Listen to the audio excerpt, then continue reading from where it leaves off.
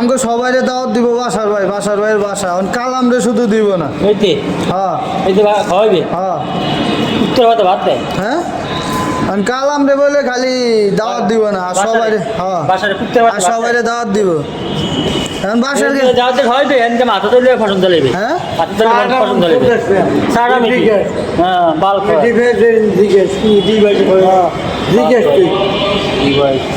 না আমরা যাইতে কইছিলাম কবে যাবো এটা কব যে দিলে সবাই রে ভালো করে দাওয়াত দাও কি কালামেরও দাওয়াত দিতে হবে কি হ্যাঁ